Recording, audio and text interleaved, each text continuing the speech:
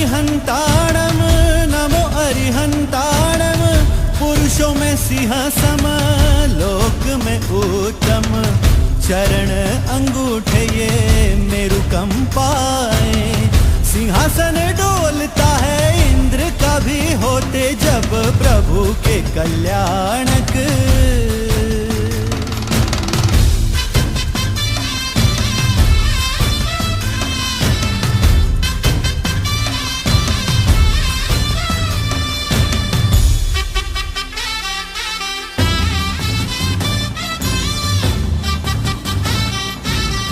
उसमें बहुत सारे मंदिर बन चुके हैं। अनंतनाथ भगवान का मंदिर जो है वो बन रहा है और एक सुंदर मार्बल पत्थर के अंदर वह मंदिर का निर्माण कार्य चालू था और अब करीब पूरा का पूरा पूर्ण हो गया है। उसके पुण्यार्जन करता जो मंदिर निर्माण करने में धन की सहयोगिता देते हैं, सहायता देते हैं, सहायता जिन्होंने किया है, ऐसे हमारे चेन्नई के निवासी श्रीमान सेठ दानवीर दानशूर, जो धर्मात्मा बंधु है राजकुमार जी बड़जात्या, कमला देवी बड़े सौभाग्यवती,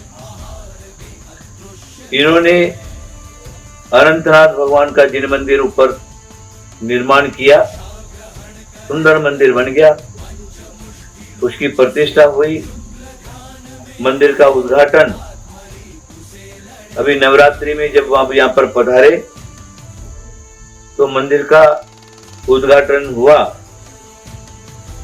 और दर्शनार्थियों को दर्शन का लाभ मिलने लगा। उन्होंने एक बहुत बड़ा कार्य किया है।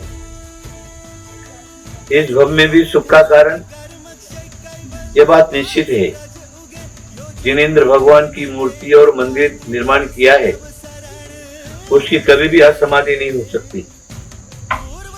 दोनों नियम से समाधि मरण करके स्वर्गस्थ, फिर मनुष्य पर्याय प्राप्त करके मोक्ष की प्राप्ति करेंगे, इस प्रकार का आगम वचन है।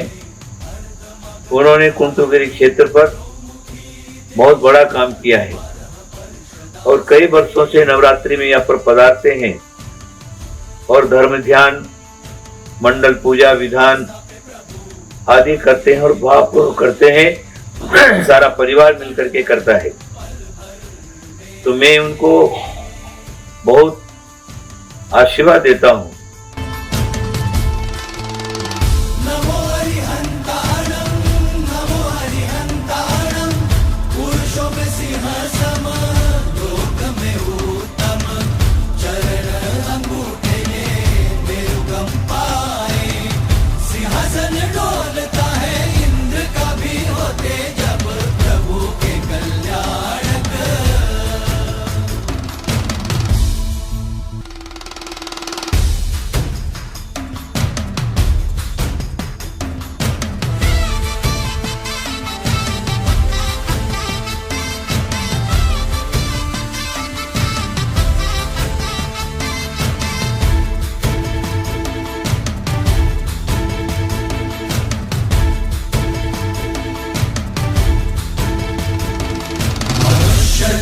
संख्यता है चौगति भ्रमण महा है मोक्ष ढाई द्वीप से हिलार्य भूमि से सदा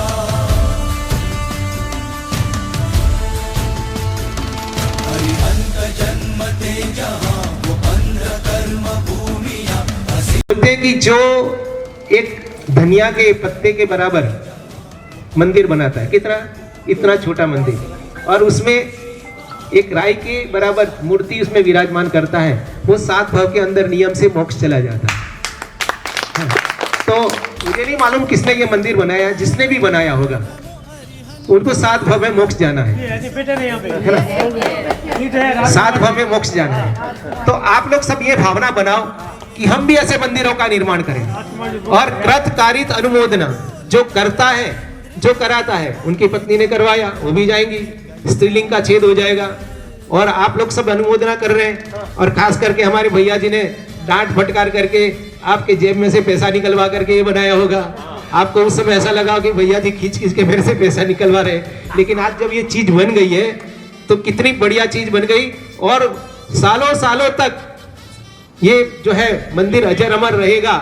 और जो बात मैं चेन्नई कह रहा था, तो बाबूजी वहां जब कहो तब देते हैं। क्या देते हैं?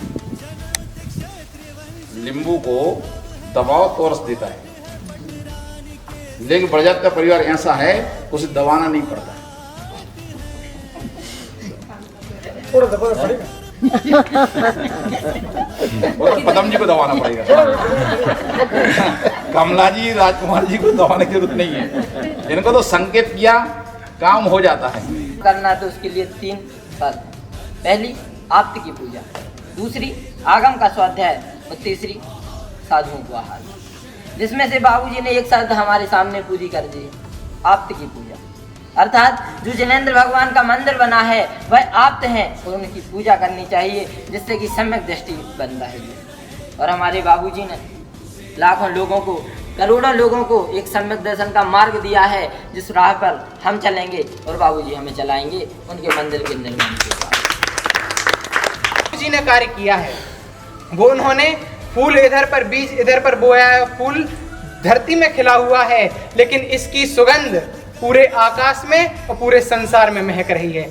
ऐसे हमारे बाबू एक इतना बड़ा काम किया है कि जो आने वाली परंपरा रहेगी, जो आने वाली समाज रहेगी, जो आने वाले लोग रहेंगे, वो सिर्फ एक ही गुणगान गाएंगे कि इस मंदिर में आकर के अगर एक व्यक्ति को भी सम्यक दर्शन की प्राप्ति हो जाती है, एक व्यक्ति को भी अगर सम्यक दर्शन प्राप्त हो जाता है, समझ लेना इस मंदिर बनाने का पुण्य और सब कुछ उनके जीवन में जाता है। और ऐसे ही पुण्यात्मा लोगों के चरणों में मैं वंदन करूंगा, क्योंकि ऐसा पुण्य हर किसी के संसर्ग में नहीं होता है, ऐसा पुण्य इनके पास है। इसलिए मैं इनके भावों को प्रणाम करता हूँ, इनके चरणों को प्रणाम करता हूँ, इनकी भावनाओं को प्रणाम करता हूँ, अपनी वाणी को। और बाबूजी का जो स्वभाव है और हमारी दादी जी का जो स्वभाव है, एकदम हंसमुख रहते हैं, मन में हमेशा प्रसन्नता, चेहरे पे प्रसन्नता रहती है।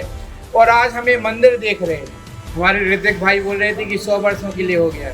इस 100 वर्षों के लिए नहीं, आने वाले हजारों वर्षों के लिए हो गया, क्योंकि एक ऐसा काम हो गया है जो मार्बल का मंदिर बना, ये पत्थरों के मंदिर।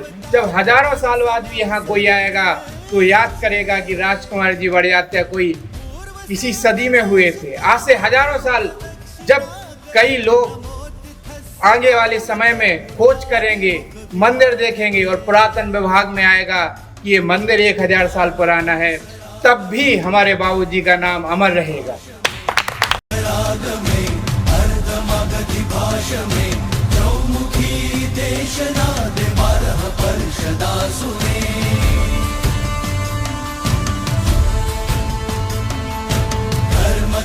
स्थापे प्रभु त्रिपदी प्रकाशते 12 अंग गणधर